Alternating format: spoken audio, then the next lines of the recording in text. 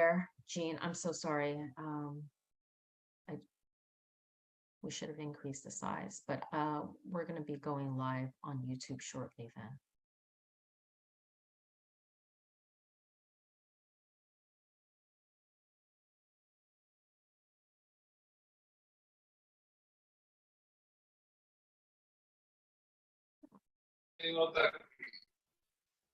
Yes.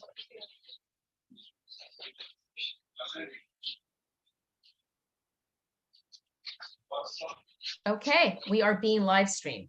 At least if someone else can check for me on our YouTube channel and just make sure that it is working as I intended to.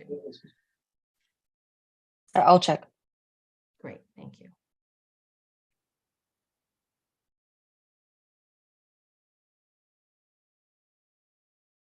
Thank you for your patience.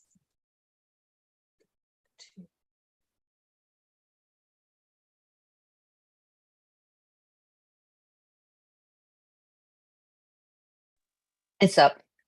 It is good, good. Okay, great.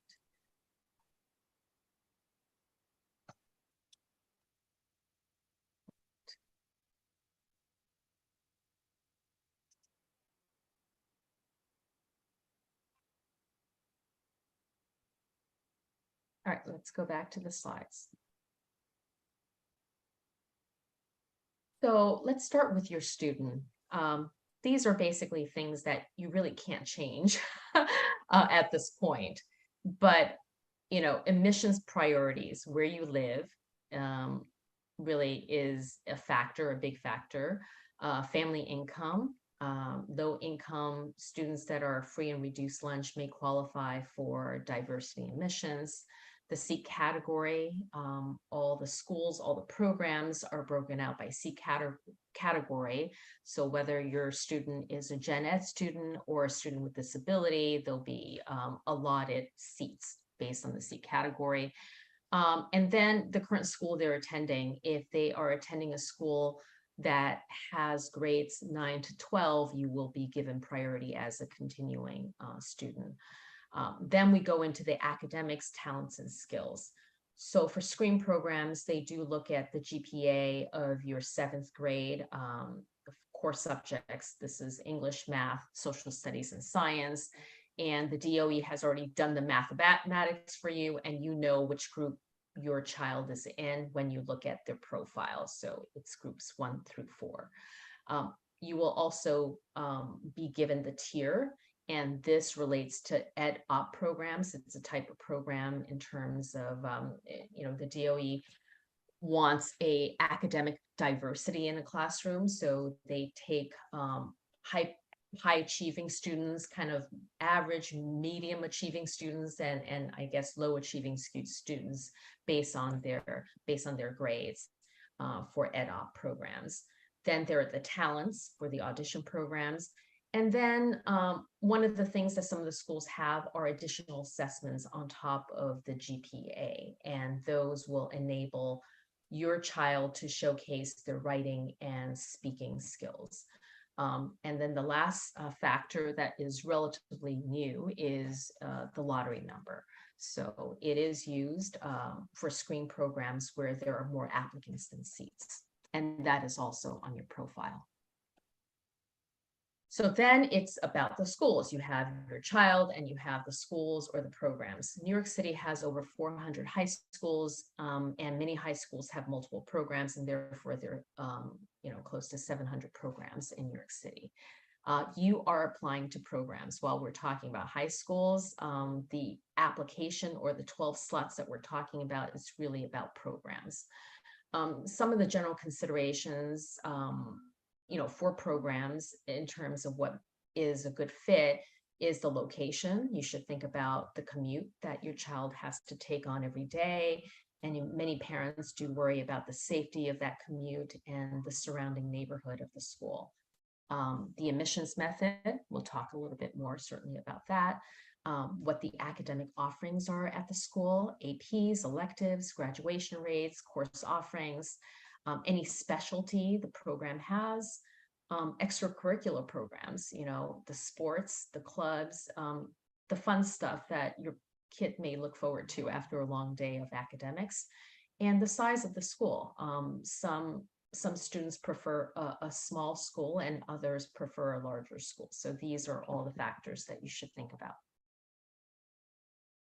This year's 2023 screen admissions, this has been posted. I've mentioned before how the groups are determined. So your child has already been placed in the group, but in terms of how the DOE arrived at assigning the groups, the top 15% citywide, which comes to this year was 94 is the GPA, is considered group 1. So you have to be either the top 15% of citywide or of your school.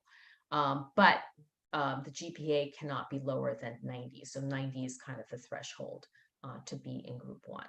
And everything else is kind of self-explanatory. What group 2 and group 3, those are the percentages and the citywide averages and the minimum GPA that's required to be in that group. Lottery number. Every student has already been given a random number, in quote, lottery number by the DOE. And the lottery number will be used within screen groups where there are more applicants than seats. And lottery numbers are also used to break ties in other situations. I'll just say this, there are a lot of questions about having gotten a bad lottery number. But there are ways in which you can minimize the impact of that bad lottery number. Boy. I'm sorry, if you can mute yourself, or if someone else can mute, thank you so much. So if your child has a talent, certainly audition programs will minimize bad lottery numbers. And there are screen programs, I believe there are, and I'll go through many of them. There's screen programs with additional assessments, and the way that the assessments are added on can certainly help you overcome a bad lottery number. Lottery numbers are not used for specialized high schools, which goes strictly based on the SHSAT test. This I will not go through, but this, if you haven't heard about how to look up what your lottery number means, this is the little table. It's a long number that you'll see under your random lottery number, and you need to look at the first 2 digits. For instance, if the first 2 digits start with 01, next to it you see that 0.8%. That means only 0.8% of students got a better number than you. If we go down to, let's say, DF, which is the bottom of the second to the last column, DF, if those are your 2 starter digits, that means 87.5% of students have a better number than you. So therefore, not a very good lottery number. I've given links to read more about this. Dr. Amelie Marion has written a lot about lottery numbers, and I'll let you guys read that on your own, and we can certainly take questions later. Some schools, and this started last year and it continues this year, a number of screen schools, in addition to looking at the GPA, each of the schools have added additional requirements, such as an essay, sometimes 2 essays, as well as a video. And it all varies by school. I provided the links, but this is just a subset of the 23 schools that now include an additional assessment as part of their admissions process. Just a quick note, the DOE has been publishing what the cutoff scores are for the specialized high schools, and these are the scores last year. Screen schools, however, have not been transparent, but Dr. Amelie Marion has crowdsourced information that parents have submitted to her, so that you have some idea as to the maximum numbers that many of the popular schools have admitted on. And I've provided the link there for you. So what's next? What should you be doing? I could not find the DOE link. Some of you may already have attended the DOE's virtual admissions events, which started a couple of weeks ago. When I find it, I'll insert it there. You should be registering for the SHSAT. My advice to you is rank all 8 schools. There's no downside. We'll answer questions there. The most important thing right now is to research the schools, go to the open houses, as I mentioned, and make your list. Make your list certainly before December 1st. Don't wait until the last day. You can build your application, you can submit it, you can change things around, and it will not be locked until December 1st for your 12 high school selections. And that brings me to the end of my presentation. So I get to have other people talk. How did I do? Okay, 7:54, great. All right. So we have received a list of 25, 30 questions, and I think maybe we'll go through a few of those, or would you know what, let me turn it to the parent panel.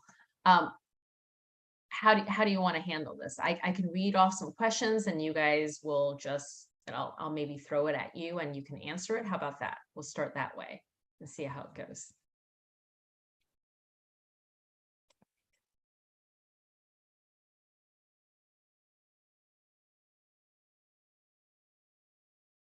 Let's just go to the hidden gems, because that was a very popular ask among the questions that we have.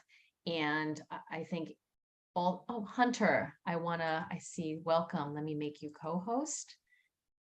And Hunter, do you want to unmute yourself and just give a short introduction, since we did that before you joined? Sure.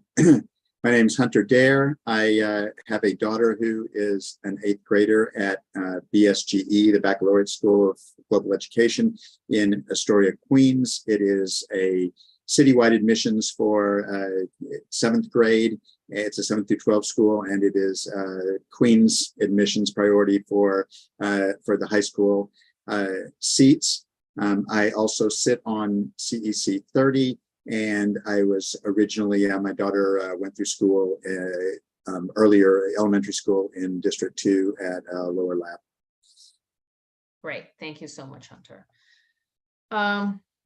Actually, I saw that I did something maybe a little easier before we go to the hidden gems, because I think everyone's waiting for that. Here are some questions. Let's start. Do you have any tips on managing open houses, since a lot of people are visiting that? I'm going to ask Debbie Cross to answer that one. Sure. So I think, as I said at the beginning, 5 years ago, I went to a lot of open houses for my son who was applying.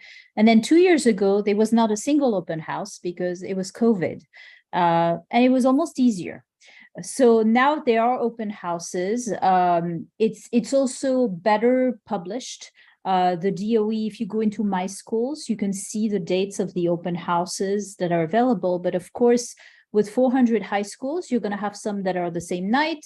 You have obligations, you have other things to do. You can't go, some are not even at night, they're during the day. You can't go to 100 open houses. I think this is just a ridiculous idea. So what I would recommend is to try and first get as much information online as you can. And because of COVID, a lot of schools have created virtual tours that give you much more information than was available 5 years ago. And some of them are actual virtual tours where they walk with cameras and they show you classrooms and they really showcase the school. The other thing I would recommend, yeah, that's really That means if I stay on that. Oh, for example, there's one, Stuyvesant is having their open house, their physical open house after the deadline to register for the SHSAT. which is a bit ridiculous, but they have a really good virtual open house and tour online, which can get you, I would say, 95% of the information that you need. The other thing I would recommend is to find some friends, maybe parents of kids who are in your kids' class, and try and divide and conquer, and try and take notes when you go to an open house, share them with 3 or 4 friends, and then take the information that they can bring you if they go themselves to an open house. Otherwise, you're going to go crazy. The last thing I would say about open houses is it's good to see certain things in person. For example, for me, one open house that was eye-opening was when I went to Millennium Manhattan. It's a school that has a really good reputation and so on, but I went, it's downtown, it's in an office building, has an elevator that you wait for a really long time to get in. That was a complete turnoff for us. So sometimes open houses will show you things. It can help you also with the commute, assessing how far it is from your house. So I would recommend that you try and do some, but you can't do all of them, and you really have to divide and conquer and try and take advantage of what's available online. Great, thank you. Anyone else out of our parent panel have any tips? If not, I'll go to the next question. Great. The next question is, my kid is in tier 1, I guess group 1, but I have a bad lottery number. What can I do? This is also a very popular question. Deborah Alexander, is she there? You might still be in our CEC. Oh, she is. Okay. I can answer that. Okay.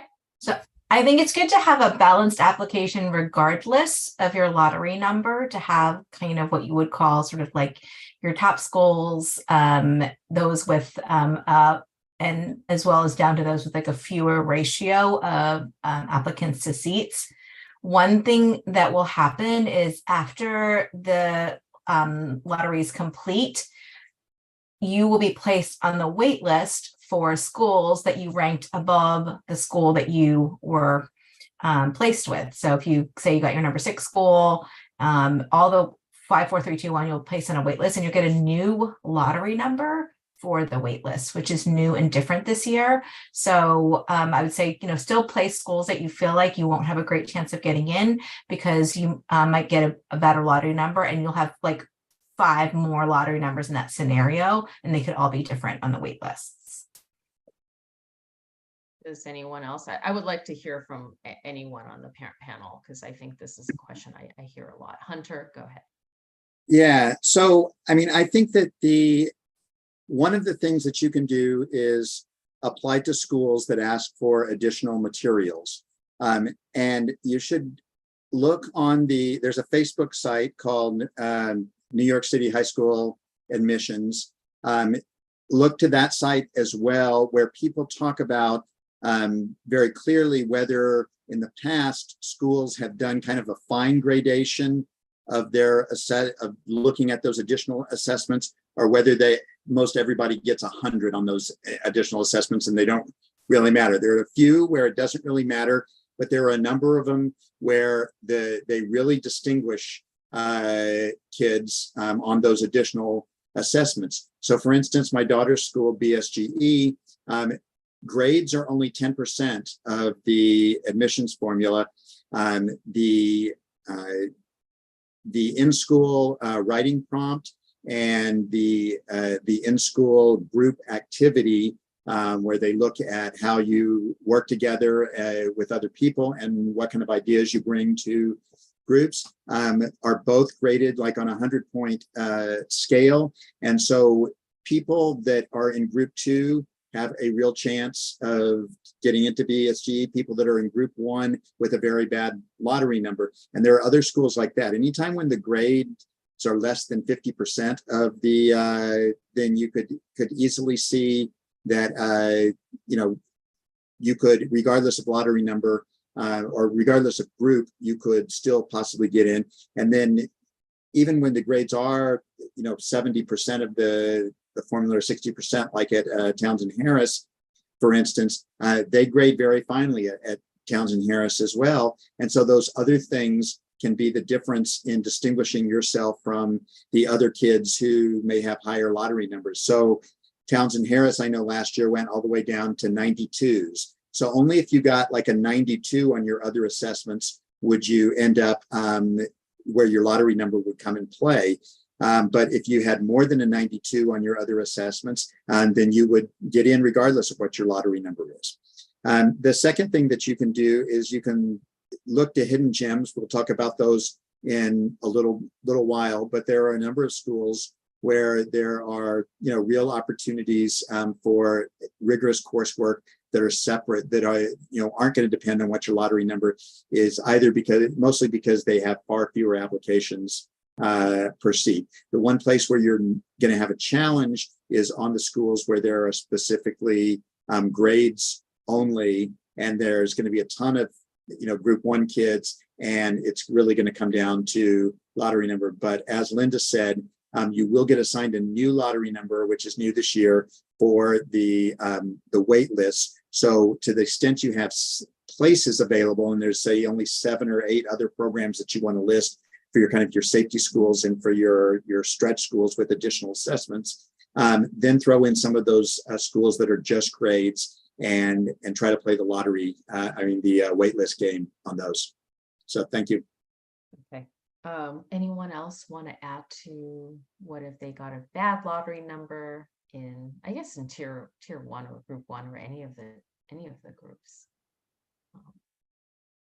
Okay. All right. Third question.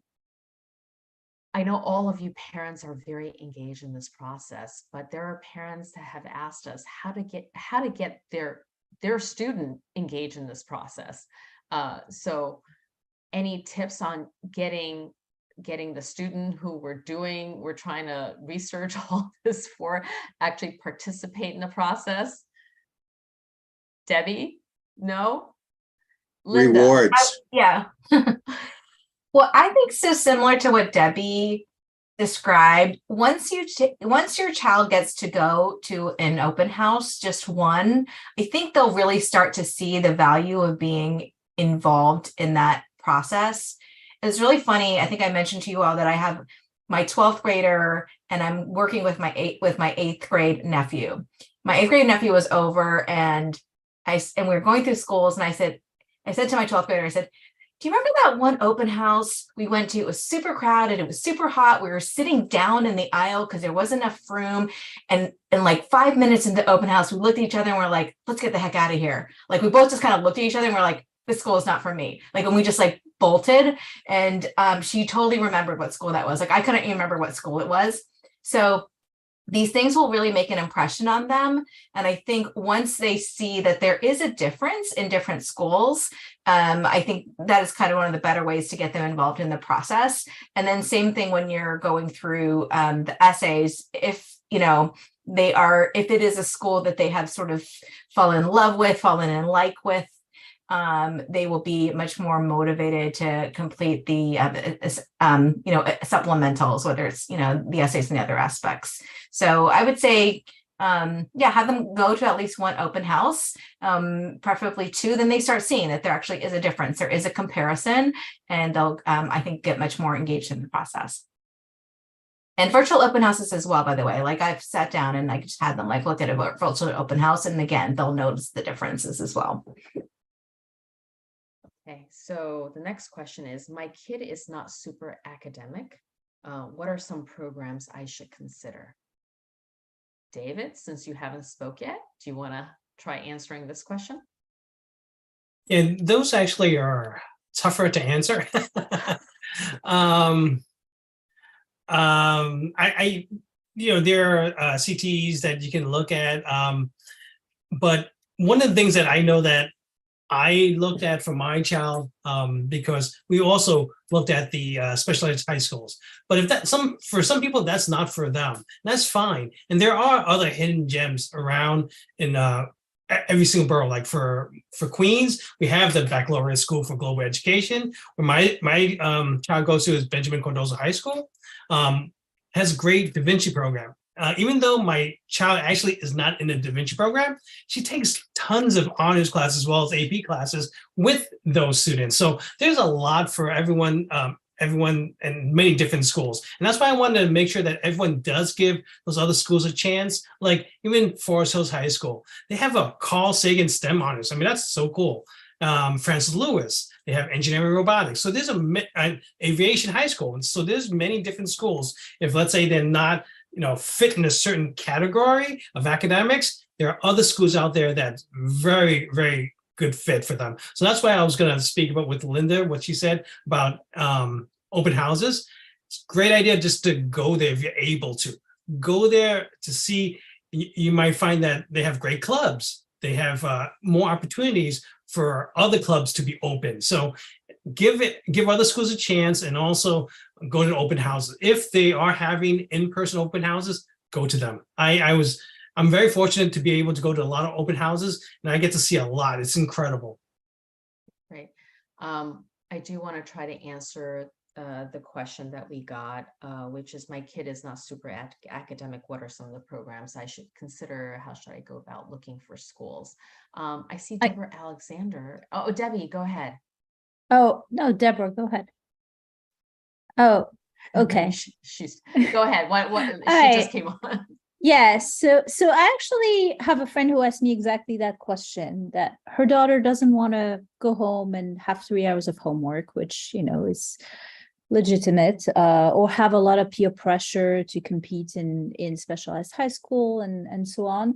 And so you mentioned the CTE programs. So CTE programs are programs where you can learn a trade, a skill, and there are many of them in the city and in the boroughs that are considered really good. It doesn't mean if your child goes to a CTE that they will not go to college. In fact, a lot of kids go to these schools and then continue on to college, but you also have students who, will stop after high school and will go maybe get a job for a few years and then go to college. So that's something to explore. These are generally smaller programs. So there is one school that has really good reputation if your child loves cooking, for example. It's called the Food and Finance High School. And it's really one that has a very enthusiastic leadership, and they learn to be like professionals in that trade. And they actually do all the catering events for the DOE. And they're super enthusiastic, and they still get, like, if you go to a CTE school, you still get the basics for graduation. You're still going to get math class, English classes, social studies and science and so on, but then you will also have that extra skill that you will learn, and that may be something that your child is interested in. There's also there are also, schools are organized by types of school, and there's the urban how's it called, the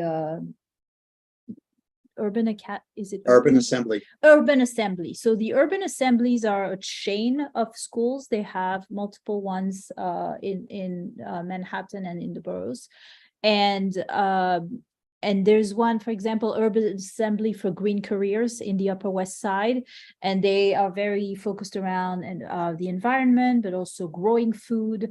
They sell plants and food on farmers market and so on. So it's something that your child may have an interest in and may enjoy more than a super academic program. And those are actually pretty recognized program. And at the end of the day, if your child applies to college and is passionate about what they've been doing in high school, that's what's important. That's what will make the difference in their college application, I think.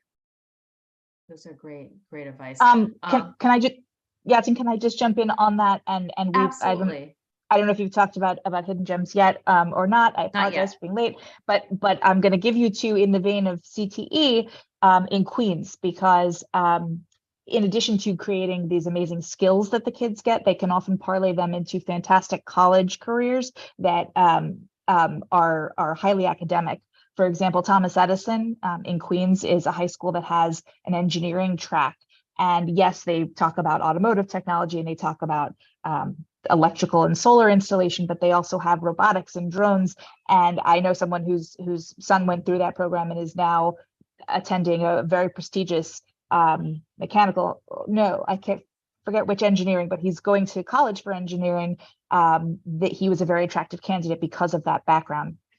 As opposed to, going to work in an automotive shop, which is a path that some kids take, but it's not the only thing that you can do with a CTE education. I also just learned that Aviation High School in Queens is a screened program now, or has a screened program, and that's a CTE program as well for folks who are into aviation and robotics and STEM. So those are two hidden gems in the CTE vein that Queens folks might want to take a look at. So I have something to add. I think certainly for Queens and Brooklyn families, you have zone schools, you have a zone high school. And there is absolutely nothing wrong with a child that's going to high school and not knowing what they're going to be interested in to pursue any specific program. So I would say, if you have a zone program, look at the zone program. It's, it may not be super academic for the kid that doesn't want it to be super academic, but it's still going to be a well-rounded school. And, the time that you save by going to somewhere close to you, maybe some additional clubs and after-school interests, may be the kind of high school experience that would be very positive for your child. So definitely look at that. I wanted to add one more thing. There's a brand new CTE program, and what's great about this is that they are also offering the Advanced Regents diploma as well, but which is a kind of higher level academic program, and they plan to have AP courses. It's a brand new program. It's called Motion Picture Tech. It is Queens priority, but they're taking 200 ninth graders this year, and it's likely that they will have to go outside of Queens to fill all those seats for this first year.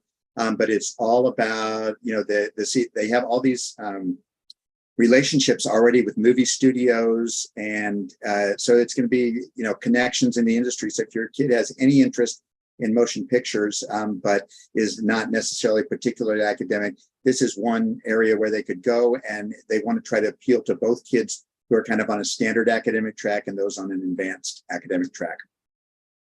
Great, thank you, Victor. We got a few questions on what are some strong high school programs that are available for students with IEPs.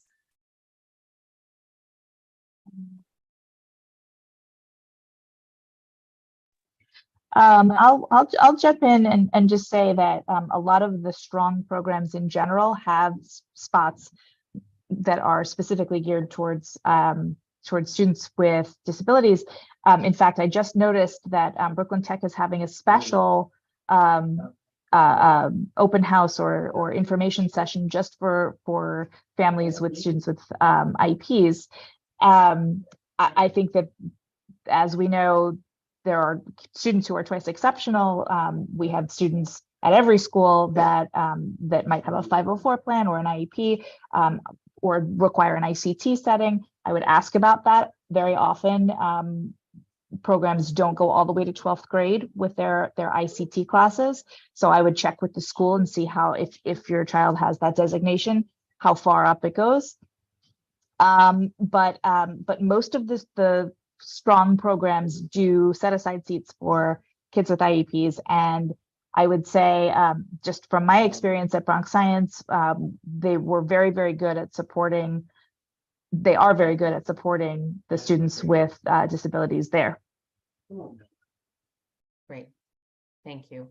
There is So go ahead, Debbie. I've heard there's the Lab High School for Collaborative Studies that is known to be particularly supportive for kids with IEPs. But just in general, I mean, every school is supposed to fulfill the IEP that you have for your child. They can't say, oh, no, we don't do it. So it's, you may have to battle a little bit with them. And that's why it's probably better to indeed research schools that do well by students with IEPs. But I know the Lab High School for Collaborative Studies is known for really promoting support for IEP students. Great, thank you. I want to take questions from the floor. So before we do that, and so that we can at least let all of you kind of state your hidden gems, because that's a very popular question. I'm going to ask each of the 5 parents to give a short list, and I think somehow we'll post it on the website or something so that we don't forget. I'm just seeing Linda, you want to start first, and then David, and then Debbie, and then Deborah Alexander, and then Hunter. Yeah, I just had a list, but I'll just call it a couple in particular. One is Design Works, which is a new school that just opened last year, which means that there's only 9th graders, and then next year there'll only be 9th and 10th graders. So if your child would like a smaller school, and they're also building a new campus for it, and it's a very convenient location in Brooklyn and Albee Square, and it is it's design and equity focused. So if your child is interested in design and also is interested in equity, that's a great choice. Williamsburg High School for Architecture and Design. I'm not sure if it's a hidden gem, but I know that that is another school for folks who are interested in that place. And then one I want to mention is Harbor School. It is, I think it's part of the Urban Assembly, but it's on Governor's Island. So it is very kind of special in that you go down there, and it's very sort of marine focused. So that is certainly a hidden gem. And I know some folks who are really happy there. Great, thank you, Linda. David? I think I did list my little hidden gem schools. The one that my child goes to, Benjamin Cardozo High School, has a great Da Vinci program, highly sought after. Forest Hills High School has the Carl Sagan STEM Honors Program, and Francis Lewis High School has their engineering and robotics. Great schools. I've personally been to all 3 schools. Fantastic faculty, a very rigorous program, as well as really focused students there. Great, thank you. Debbie? So I live in Manhattan, so that's really where my focus has been for hidden gems. But I've seen a few. I would say there's Manhattan Center for Science and Mathematics. It's a big school. It has lots of APs. It's more STEM, of course, from the name. It's in East Harlem. So historically, it wasn't attracting that many people because the commute isn't great. It's all the way east. It's almost in front of the Target that just closed, and 116th Street. So it's far from the subway, but it's a great school. It has a very dynamic principal. It is screened. And the reason why it's a gem, I think, is that even if you have a bad lottery number, they went down all the way to tier 1 and even tier 2 last year, and made offers there for the screen program. And they also have a bilingual Spanish program for new people who are newly in the US and don't speak very good English, but the big program is the screened one. So I would recommend that one. Another one, another school that has reopened recently is that High School for Language and Diplomacy. And that one is near Union Square. It was a failing school. So if you look at the stats, it's not going to look great, but they had a new principal that joined last year, and that is very committed to opening an accelerated tracks. They actually have a business program now. I've met some of the teachers at the high school fair in Manhattan a few weeks ago, and they're really, really dynamic and committed to make the school good. Then I would say High School for Environmental Studies. That one is in Midtown West. It's fairly large. It has 2 programs. It has a screen program, which is called the Honors Academy, but it also has an EdOpt program. And maybe I should explain what EdOpt is. So, we're very focused on screen programs, but a lot of schools, if you live in the burbs, you just go to your school, whether you're a strong student, a middle student, or a struggling student. You all go to the same school, and in the class, you'll have all sorts of students. So that's the idea behind EdOpt School, is to say you're going to have all sorts of learners, and they're just going to find their spot in the class. So EdOpt is, they offer 3 categories: high, medium, and low, and they will select students randomly, and create classes from that. So that means that, let's say your child is tier 4 and, you know, they had a bad 7th grade, you can still list that school and have a good chance of going to it. You're not just excluded from all the schools you would want. And the reason why High School for Environmental Studies, I like it, it's fairly large, but not too large, has a lot of APs, has also a new principal that's very dynamic. And for me, it's a good commute because it's Midtown West. I mean, I guess it depends where you live. So I would recommend that you check it out. Thank you. Deborah Alexander? Sure. So I mentioned aviation, and I mentioned something else, and I'm forgetting. Thomas Edison, yes, in Queens. I have another CTE hidden gem. It's called Energy Tech, and it's in Long Island City. I have been blown away by the robotics study there. It's actually a 6-year program. I don't know if you have to do the 6-year program, but they have a 6-year program where you get an associate's degree at the end. It's a really small classes, because I think there's about 100 or so students per grade. The kids have blown me away. They come and they do demonstrations with these robots like that walk around and stuff. And it is super duper cool for anyone interested in engineering or robotics. And I may be stealing one of Hunter's hidden gems here because he just reminded me of this at the previous meeting. But I would say if you have a girl and are okay with an all-girls school, I would take a look at the Young Women's Leadership School. It is at least the one in Astoria. There are several locations. There's one in East Harlem. There's one in the Bronx. There's one, I think, further out in Queens. It's a fantastic school. They also keep the class size down. It reminds me a lot of like a public-private school. They go on trips to Europe, at least the one in Astoria did. Again, all girls, uniform, but a fantastic small school that not a lot of people know about. And this year, the Astoria location anyway is screened, so they are screening for academics. But I would check those out. Thank you. Hunter? All right, so the challenge of going last is that, most of my gems were Debbie and Deborah both mentioned them.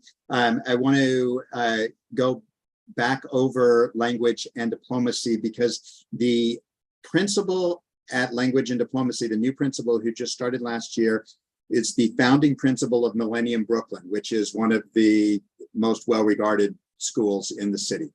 And she is completely committed to bringing APs. I think she's already started the APs this year. And the school has always been a safe school as well. I mean, less than 10% of the kids say that they, experience bullying or see bullying regularly at the school. So it's a safe place. It's right off of Union Square, so it's very convenient for a lot of people to get to. This is one that, has been, last year, everybody got in that applied. I'm not sure if that will be the case this year because people are starting to learn about it. And it is also ed opt. So, whether you are, have a high level academics or a low level academics, each of those groups, high, medium, and low, have their own kind of, lottery within those. But chances are that everybody or close to everybody will get in again this year. Another one that is downtown Manhattan is Richard R. Green. And it is the Richard R. Green School for Teaching. However, they have both a teaching track and a liberal arts track that is far more general than the teaching track.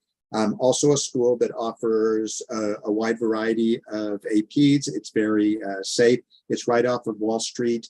So again, quite convenient for a lot of people. And in the 2 years ago, when there was like 65% of the people were considered in group one, it was essentially a lottery for all schools in high school. A lot of people ended up going to Richard R. Green, who otherwise in past years might have gone to screen school. So they've got a lot of great students there. So that's another one.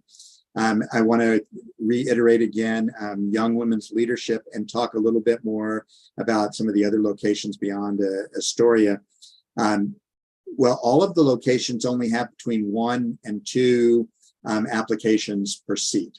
And they are all screened. And so that means that if you are group one, and a lot of the, even if they have 2 applications per seat, if a lot of the applications, I know they are coming from group 2 and group 3, for instance, if you're group 1 with a bad lottery number, you're probably assured of getting into one of these programs. The Brooklyn program is Brooklyn Priority, but they took kids from outside of Brooklyn. The 2 Queens programs, which are in Jamaica and in Astoria, I don't think they took kids from outside of Queens. They are Queens Priority. However, the Manhattan location that's on 106th Street is citywide. So anybody can apply to that one. And again, it's screened, and they only had about like 1.5 applications per seat. So I think if you're like group 2 with a high lottery number or group 1 with a low lottery number, it's almost a sure thing for girls leadership. Of course, you have to be have a daughter, not a son, to get in. But other than that, so anyway, I think those are, and I mentioned already motion picture tech. The principal is super dynamic, and that's going to be a great school. Great. Okay, thank you. Thank you all for the list of hidden gems. We are at 8:30. I want to open the floor up for questions from parents who are here. I think what we'll do is if you would raise your hand, and I will, call on you and you can ask your question. Wow, don't all raise your hand at the same time. I know the chat's been active in terms of people asking questions and sharing resources in there. Anyone want to ask? And please don't be shy. You can ask very basic questions. You can ask very detailed questions about your situation. We're happy to help in any way we can. Yeah, and while people get up courage, and I don't know, again, if I missed this, but I just want to give a tip when you're asking at schools about homework. I find it very, very helpful, especially asking students what a typical daily assignment is like, rather than asking them how much homework is there, or do you have 3 to 4 hours of homework? Ask them what a typical daily homework assignment from each class is, because that's going to give you a better idea for your student how much time that would take them. Thank you, Deborah. Eva, ask your question. Hi, good evening. Thank you so much for everyone taking their time. So I have a tier 1, group 1, but a very bad lottery number. When I do my 12 school application, balanced wise, do you think I should put like the essay schools, the ones that have additional requirements, further on top? Or what is your suggestion? I don't want to like waste a spot if he's not really going to go there. But for example, if I want to put Eleanor Roosevelt, I don't think my chances of getting in is that great if I put it that high up, right? So I think you should put in your order of preference, right? If that's the number 1 school that your child wants, you have no downside in putting it first. If you don't get in, you don't get in. But the thing is, if you put it 2nd or 3rd and you get in somewhere else, you're off the wait list for that one. So if that's what your child really wants, you should put it first. As somebody was explaining, your child will likely end up, if they don't have a good lottery number, on the wait list for that school. But we understand that now waitlist numbers are redrawn. And so they may end up with a fantastic lottery, in the 2nd round, and they may get in. So what I wouldn't do if I were you is list 12 schools that are all like that, where the odds are slim based on the lottery number, where you don't have additional assessments, because then you're taking a big risk. So I would include schools that have assessments. I would include schools that have different admissions, like EdOpt or just a random lottery and so on, maybe audition schools if that's something your child likes, so that you can maximize your chances. But if that's the one that your child wants, I would put it first. Thank you. Sure. I just want to reiterate one thing. Regardless of whether it's specialized high schools or whether it's your list of 12s, always rank in your true order of preference. So people are like, should I rank? Blah, blah, blah. Just put it in your true order preference, making sure that you have at least, one school that has sort of a very, that you're interested in that has a low or a low ratio of applicants to seats, or is your zone school. Yes, please. If you have a zone school, you can put it last. But Yeah. I would say, please put it on, unless it's absolutely no chance you'll go, because it's better to go to a zone school, which at least commute-wise is close, than for the DOE to assign you to a school that you may have never heard of and could be far away. So totally agree on that. Any other questions? Sarah Walker, please ask your question. Thank you. I have a question about when it comes down to the wait lists. So if you take, let's say you're doing multiple tracks, right? So you get a specialized spot, you don't get us on your regular 12, like the one, anything that's in the top of your list, you might get a private spot. Can you stay on the wait list, like even if you take the SSHAT spot or a private spot? Just because there could be something that's like super close and also amazing, and it might just wind up being a preference.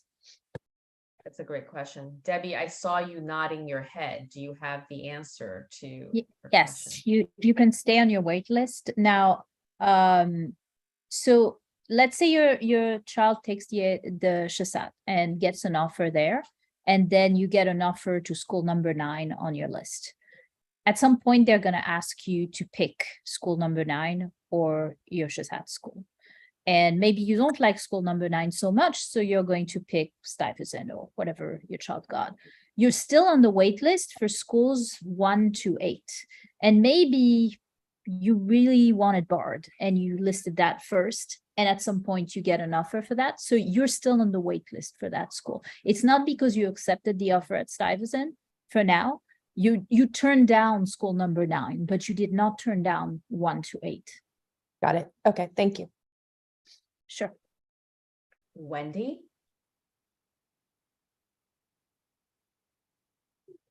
And unmute yourself. I please. muted. So I guess you're gonna send out the presentation. Yeah, yes, I'll post Okay. it on the website. And so when we talk about a lottery number, is that what the thing is saying, like let's see, it says application random number, is that the lottery number? That's correct. It's a hexadecimal, very long string of numbers, but you just look at the first 2 space digits, and then you look it up on the table and you can see sort of whether that's a good number or a not so good number. And the seat group, is that what you were saying about group 1, group 2? Yes. Okay. So I just also want to say that I looked at that presentation deck, and within that, it does give a great resource on the actual lottery number and the hexadecimal. It actually explains it. I wasn't fully aware until I actually read and saw the YouTubes that were discussed about those algorithms. So it's a great read. Those that want to take. Most parents I know just want to look at the first 2 digits and see how it translates. But yes, absolutely, David, for those that are interested in that, there's lots of literature on lottery numbers. Anyone else with questions? There's a couple questions in the chat that didn't get answered. So Do you want to read them aloud? one was about New Visions schools. Does anybody know about is that one of the consortiums, or do you guys know? That's I think the New Visions are the Fred Walsh schools. So it's a collection of schools. Yeah, It is, yeah. yeah. It's I know it's a little strange, but there's not like, you can't say that all the schools in Manhattan all go to one guy. They are chains. It's almost like a franchise of schools that are managed by other principals. So for example, consortium high schools, the most famous ones are Beacon, School of the Future. It's under a different superintendent, not the Manhattan superintendent. There are also the Outward Bound School, which are very much about, the outdoors and projects and so on. And then New Visions are some of those schools as well. A few of them are CTE focused, but not only. Someone did ask a question about your zone school. If it's a citywide high school choice, that means that you do not have a zoned school, Right. unfortunately. So not every address has a zoned school. If you live in Manhattan, you do not have a zone school. I'm sorry. And there are other areas as well of the boroughs that have that situation. Jill has her hand raised. Jill, go ahead. Hey, this is her husband, Bill, actually. Okay. Hey, Bill. Hey, so this is somewhat of a technical question. I asked it in the chat earlier. We were made aware that the deadline for registering for LaGuardia auditions is October 27th. And we went into my schools and we watched the video on registering for the audition, but we went into my school and we couldn't quite do the same thing that they showed in the video. Like there just wasn't a button to, like they showed in the video, there's a button on LaGuardia High School to register for the audition, and we just could not get to a place where that button existed. We were able to apply to LaGuardia and put it in, start the application, but that register button we just cannot find, and we're worried because the deadline's coming up to register for the audition. Wondering if anybody has had a similar challenge or has any advice of like, hey, there's a trick to it or something like that. I don't have an 8th grader. I'm gonna look on my application right now, but if I don't have an answer, the best place and this for any questions is and I'll put the email in the chat, but highschool_enrollment at schools.nyc.gov. I'll write it down if it hasn't already been shared, but they will be able to help you. They actually are pretty good, even though they're inundated. They are fairly good, especially with an easy quote unquote technical question. I know I uploaded a video for a school with an assessment yesterday, and it was really tricky finding out how to do it. So I'm going to go take a look now on my schools and see if I can see how, but if I'm not successful, right to high school enrollment.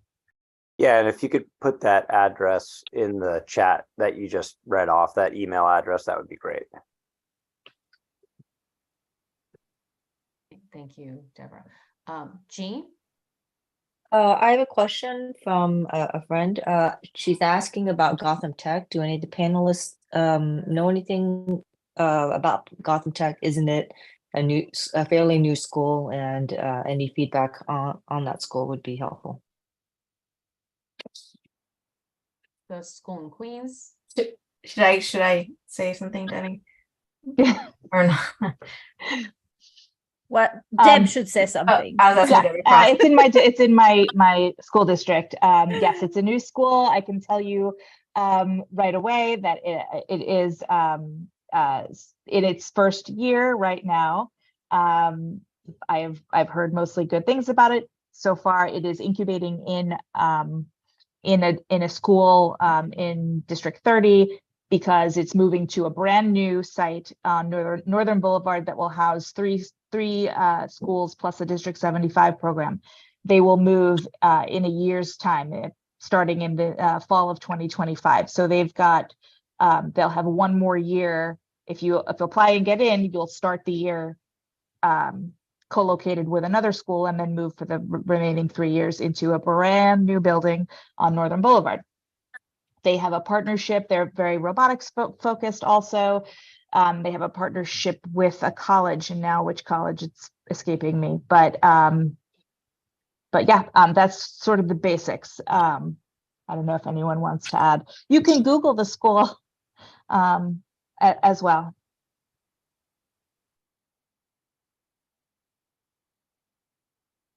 I haven't gotten a question on the SHSAT or specialized high school, or am There's a question about IB school. If anyone has experience with IB. Hunter, where's Hunter? I think Hunter lost Hunter. I think he left. But I don't want to keep hogging, but I can tell you Yes, about please. about IB a little bit. We there are more than this, but the IB, which stands for International Baccalaureate, there are several schools in the city that offer this program. It is an entirely separate kind of diploma that is very well regarded by a lot of colleges. They do not offer AP exams, they offer IB exams, again, International Baccalaureate, and they are rigorous exams. You have to pass all 6 exams to get an IB diploma. And again, very high, my understanding is they are at least as rigorous, if not more rigorous than AP exams.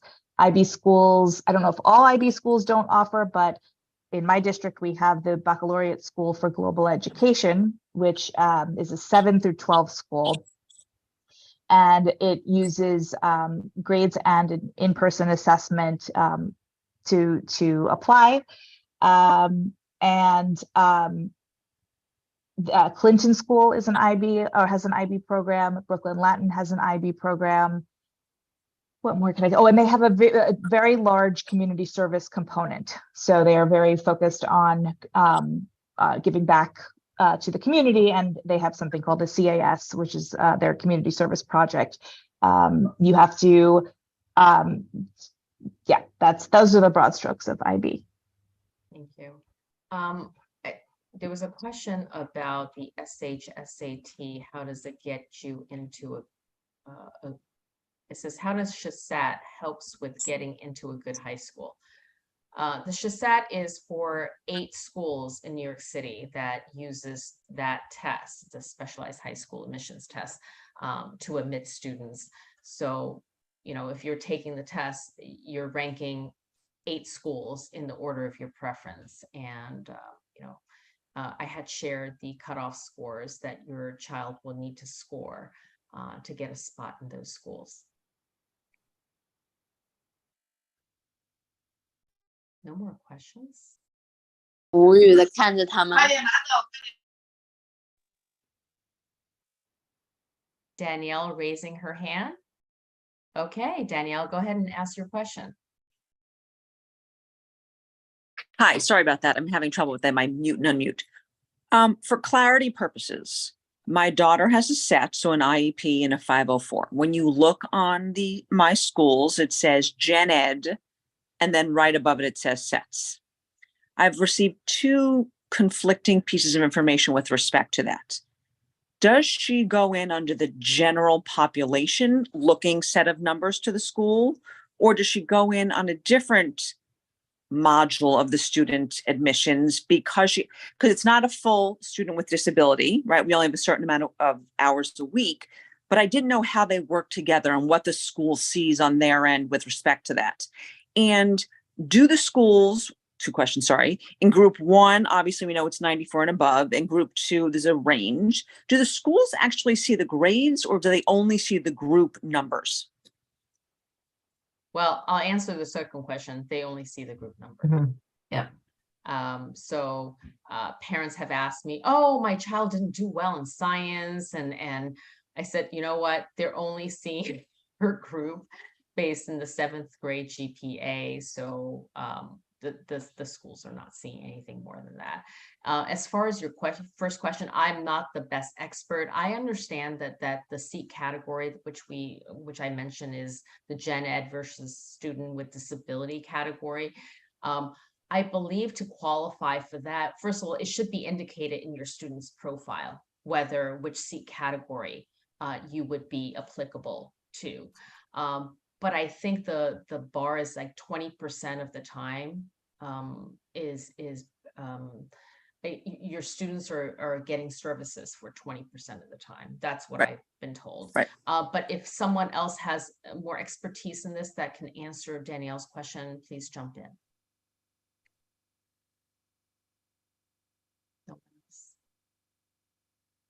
But in terms of, you're asking about which seat category or whether you're getting accommodations for something like the specialized high school, Danielle?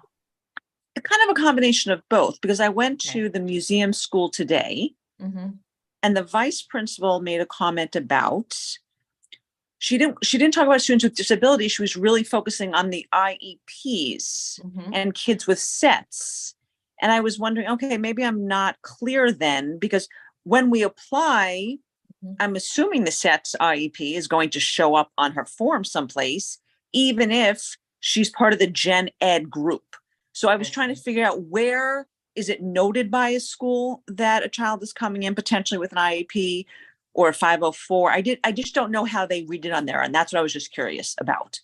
I'm not sure for admissions, that is something that they are necessarily looking at, but when they certainly. They do, Yatin. Oh, they do? Actually, I Okay, can, thank you for yeah, I jumping was in. actually just told recently that if your child has, not an IEP, but if they are specifically in an ICT class, then that is something that some schools look at, when you're applying.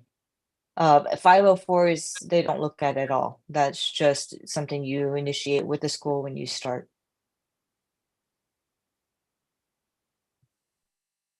Does that answer your question, Danielle? I'm still in a gray area. That's okay. That's okay. Okay. all right. Thank you though. You're welcome. Trish, your hand's raised. Go ahead. Hi, yeah. Oh, sorry. Thanks. I just wanted to find out if for schools that start 7th grade, is there ever a high school entry point, like by attrition, or how do they refill those spots? For example, Clinton or the International Baccalaureate programs elsewhere in the city. I can take that. So you have schools that are continuing, some like NESTEM is from K to 12. A lot of schools are 6 to 12. So the kids that are in have priority. However, the kids that are in may apply and want to go somewhere else. They may take the SHASAT and go somewhere else, but they may also go through the regular application. So what the schools do is, historically, they look at how many people leave and they make offers based on that. And they provide that information. Actually, if you go to my school, they tell you 80% of the kids continued, and that's who the offers went to, and 20%, or, I don't know, 30 seats were available. And so that gives you a sense. Of course, the history is not necessarily going to tell you what the future is going to be, but at least you have a sense of how many seats would be available. But there's definitely an entry point, because that's why those schools are presented on my school for the application. Thanks. Sure.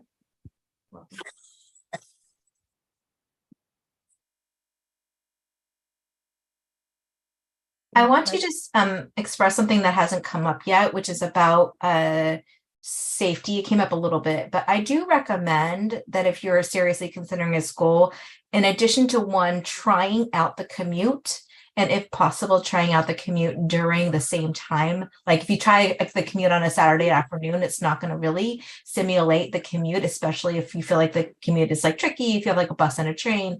I'd really recommend trying that commute during the commuting hours. And then also it's just like, where you live, like sensing the safety of the neighborhood, the distance from the subway to the school, and what neighborhood you're going to be walking through, especially, if you've got, of course, they're going to be different when they're in 12th grade, but if you're thinking about an 8th grader now who might be commuting by themselves, maybe they're smaller, maybe they're female, I would really encourage you to try that out. I think that will also help you a lot, especially if you're trying to narrow down the lists.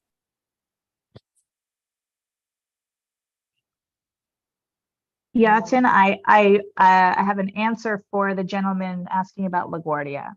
So I just applied to Bill, I LaGuardia. think, if he's Yes. still on. Jill. So Bill, yes. through my schools, I applied to LaGuardia for my child, and then once you accept it all, and you can change this, it's okay. I don't have to now make her apply. But when you go back to your dashboard, it'll have a section. It says high school, SHASAT, and then there's a separate box that says LaGuardia. Underneath that, there's a box that says additional materials. And under additional materials on the right, it says, I did theater. So it says recommended 3 videos, and you can click on that. And it should take you, then there's another one that says where you can upload if you click on theater or art or whatever it is, there's a box that says upload your materials. Give that a try before we leave, and I can try and help you if you don't see it. Hope Bill was listening. Any questions that I see people are posting questions, and many of you are answering them in the chat. If there's any that. Yeah, I see 2 more. One is about requesting an accommodation for the Shazat. Does anybody know how to do that? Guidance counselor. Guidance counselor. Guidance counselor. Go through the guidance counselor in your school. Yes. And then this question from Margaret about an audition. If an audition school like Frank Sinatra uses a rubric of 1 to 5, wouldn't there be a larger number of students that may have a 4 requiring the use of a lottery number? Or are there other ranking criteria that goes into the scoring? Yeah, I think for Sinatra, yes, there are multiple criteria that goes into the scoring. It's a combination.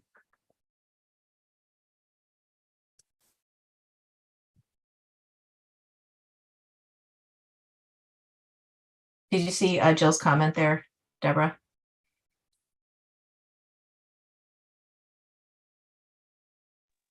Yes, it did not give me anything that said that talked about registering for an audition because my understanding is they're virtual auditions.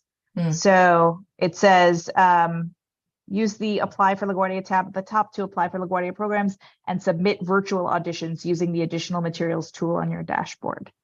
So there shouldn't be, I don't know how they're working, if they're doing callbacks in person, if they're having callbacks for certain programs, but it should just be, it should just be virtual auditions. So you're uploading videos. Great. I would say, very often there's a contact just for admissions in many of the high schools. Pick up the phone, email them if it's something very particular to a high school. Reach out to them.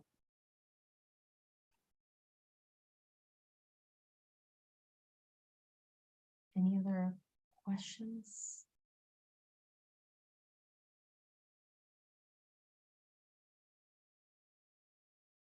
Really? Okay, we're coming up to 9 o'clock. Yeah.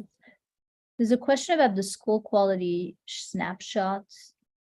And I don't know. I mean, there are a few years missing if you look at my school because of the whole, COVID and no assessment and so on. So there's definitely a gap in the data, which is why, for some of the up and coming schools, it's really hard to get your own idea about a school that historically hasn't been performing well, didn't have a lot of students going to college and so on. So that's in those instances, I think it's worth taking the time to go to the open house, maybe finding groups of parents with children in the school that can talk to you and give you the truth and, the dirty about the school. That's where you want to get some intel because it's true that there's an interruption in the data. And for some schools like language and diplomacy that really were not good historically, but they're completely turning around, you can't get that from the data.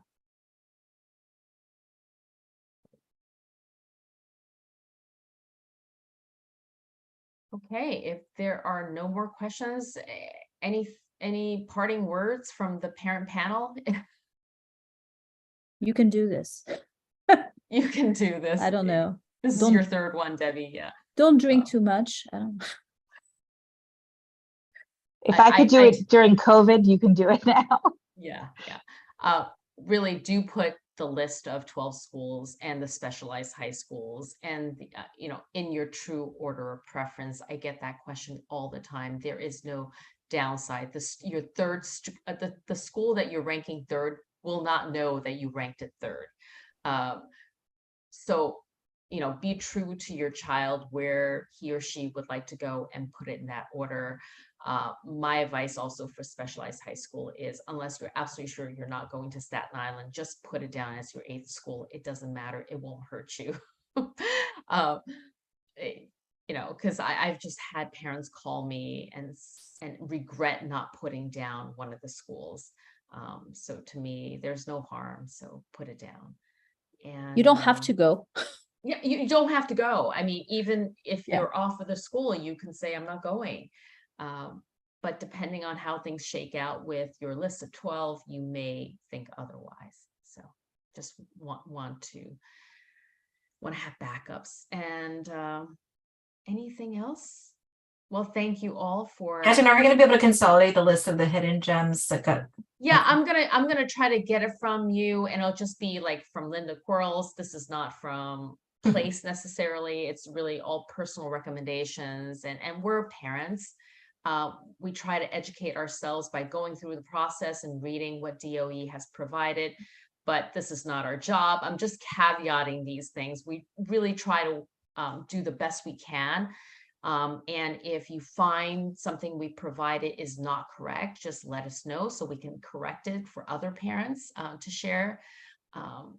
But this is just us helping other families out that are going through the same process. We appreciate you coming on and spending the hour and a half with us on a Monday evening.